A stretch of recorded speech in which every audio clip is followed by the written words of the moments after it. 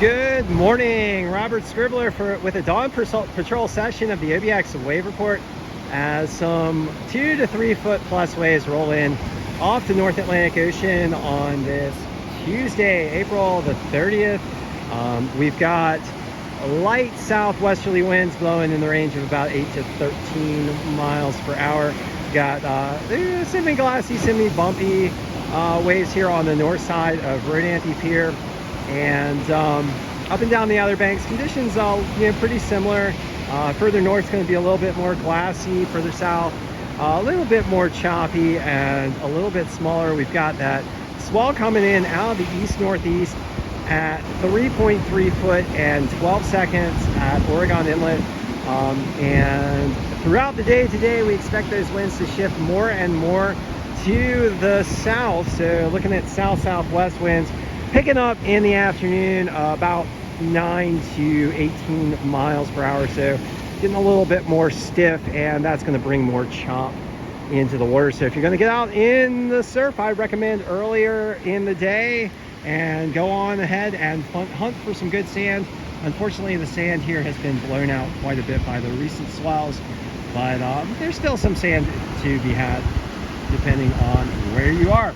All right, so let's talk about local conditions up and down the Outer Banks. Right now at Nag's Head, 2 to 3 foot plus and clean with an east-northeast swell at 2.9 foot and 12 seconds. Southwest winds blowing in the range of about 9 to 12 miles per hour. Air temperatures 65 degrees. Looking forward to highs today in the low 70s. Ocean water temperatures at Nag's Head right now 58 degrees. We have a low tide at 7 a.m. Looking forward to a high tide between noon and 1 p.m.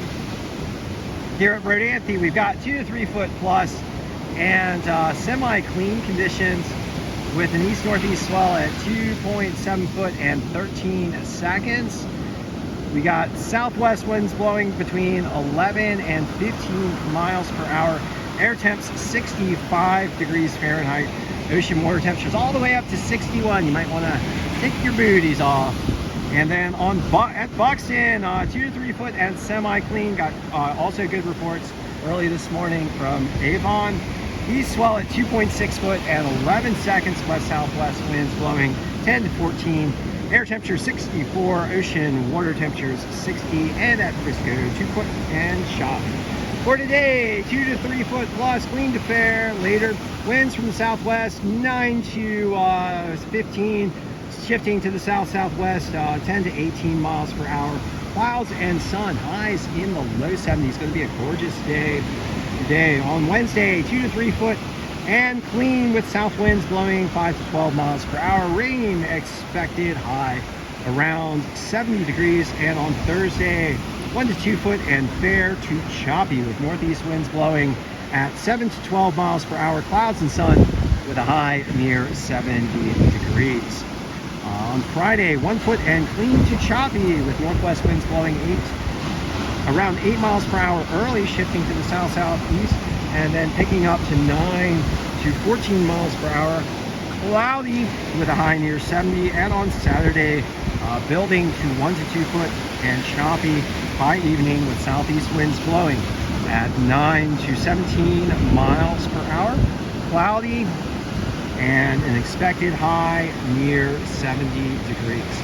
All right, so thank you for joining me for this dawn patrol session of the OBX wave report as we look to the south at Rodanthe Pier as the set rolls in. And I'd like to ask you guys to please do everything you can to help protect our coastlines from the impacts of climate change driven by fossil fuel burning. Those impacts being rising sea levels, more intense storms, ocean heat waves, and ocean acidification. Here in the Outer Banks, we certainly do feel the effects of climate change as the tides are rising, the ocean water levels are rising, and we're seeing more and more intense storms up and down the East Coast and pretty much everywhere around the world. And unfortunately, we're staring into the teeth of what could be a pretty gnarly hurricane season for the United States. We'll just have to see. But the primary solution to the climate crisis is the rapid deployment of clean energy being wind, water, solar, and electric vehicles. And those forms of clean energy can rapidly reduce carbon emissions if they are deployed and help us get to net zero carbon emissions, and then put us on a footing where we can start to get to net negative carbon emissions. All right, guys, thanks for joining me once again for this session of the OBX Wave Report. If you haven't gotten in the water yet, you might want to get out there, enjoy some fun stuff, and let me know how it was. I'll be back with you shortly.